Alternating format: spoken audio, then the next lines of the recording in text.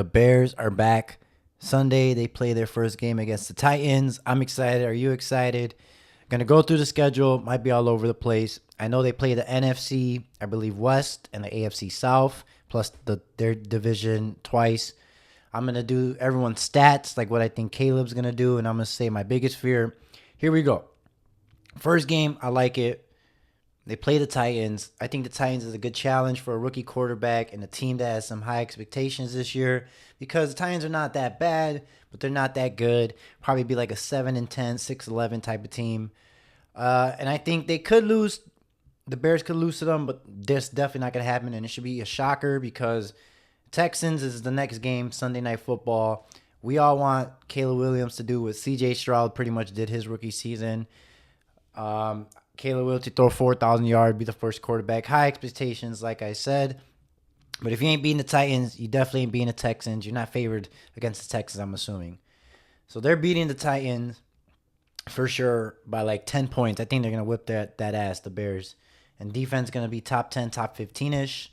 And by the way, I have the Bears going 10-7, making the playoffs, competing with teams like Green Bay for that spot, Seattle for that spot, the Rams for that spot. But anyway, back to the schedule. They play the Texans, so they'll play the Titans. So that's 1-1 because I think they'll lose to the Texans by 3. Then I believe they'll play the Lions twice. I think they'll split with the Lions. We got to remember when Justin Fields was the quarterback last year, we were beating them because they couldn't stop the runs of Justin Fields. You could check the highlights if you don't believe me. But I think we are going to split. We do play them on Thanksgiving. Last time the Bears did beat the Lions on Thanksgiving. So we will split. I think we'll win the Thanksgiving game and lose the second game. Going to sweep the Vikings. No J.J. McCarthy.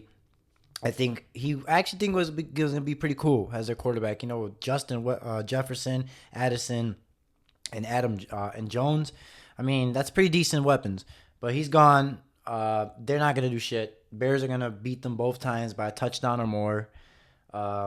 Then, like I said, I got the Bears 10-7, by the way. They play the Rams. I think they'll beat the Rams. I like the Rams with Puka Cooper, Matthew Stafford, the defense without Aaron Donald, but they're still okay. Sean McVay is the coach. And by the way, Shane Waldron, came from that tree. But I think we'll beat the Rams. I think we'll lose to the Seattle Seahawks. I think Seahawks, like the Rams, a little more for Seattle is going to be a sleeper. I think having a defensive-minded coach now, Geno's still there, Lockett's still there, DK Metcalf, Walker. Like, that's a solid team, and I think the Bears will struggle with them. And, having Shane Waldron coming from there, too. So, who else we play? We play the 49ers. I think the 49ers will beat us. Like I said, the Bears are going to be a good, decent team, solid, make the playoffs. I still don't think they're a Super Bowl team. They're not there yet. Unless, like, Caleb Williams is getting 4,000 yards, then probably.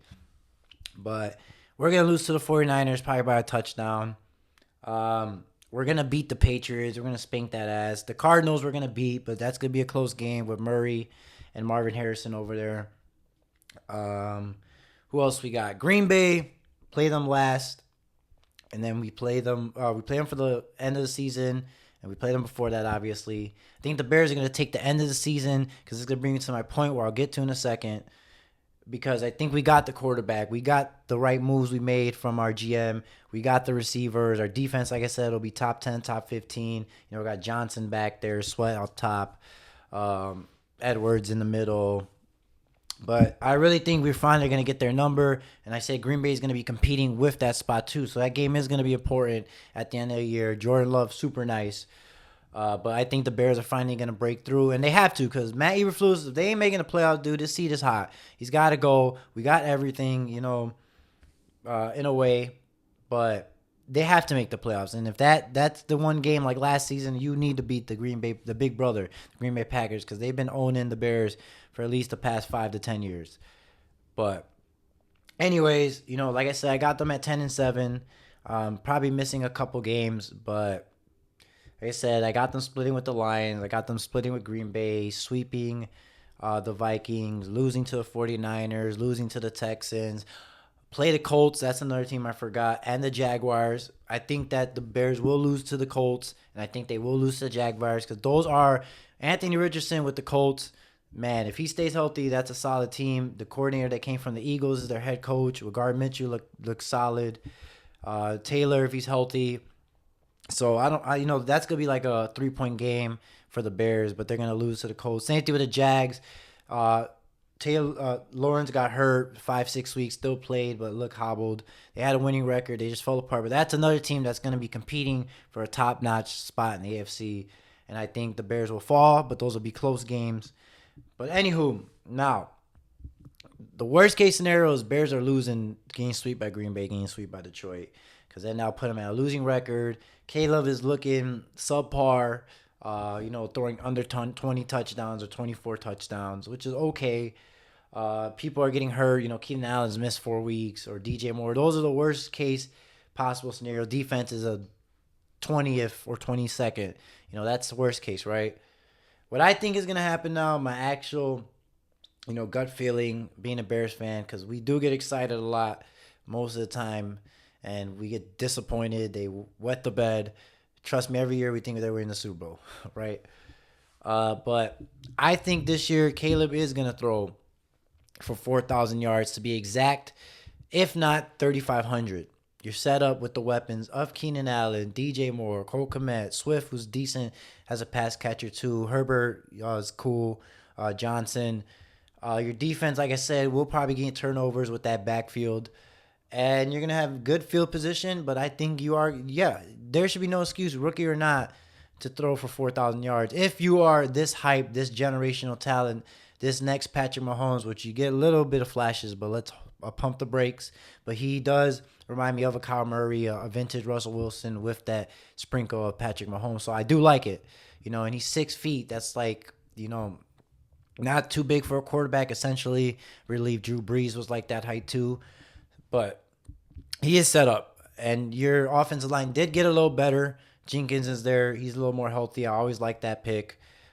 We'll see for defense how Austin Booker looks. Can he be that side that we need for the defensive end? Because we got to bolster that line for defense more importantly. But we're cool right now. But, yeah, he's throwing for 4,000 yards. I'm saying 30 touchdowns with maybe 4 to 5 rushing yards for Caleb Williams. Rushing touchdowns for Caleb. And then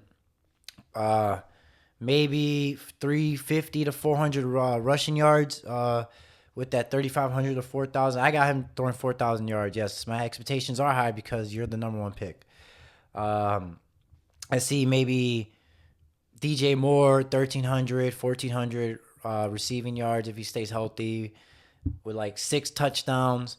I could see Keenan Allen maybe decreasing a little bit. He is with age, but he's still solid, Pro Bowler. With like 1,100 to 1,000, maybe 7 touchdowns, more targets than DJ Moore, because DJ Moore will probably get more like deep balls. Cole Kmet is going to be like 750 receiving yards, maybe 5 touchdowns. Solid as they come. He's only getting better. And with the double teams, maybe towards Moore or Allen, it's a mismatch when he goes one-on-one with the DBs. Rome, maybe 500, 750, 3 touchdowns, unless he breaks out and he happens to be the best, which is a wild card out of the other two because they can connect rookie to rookie.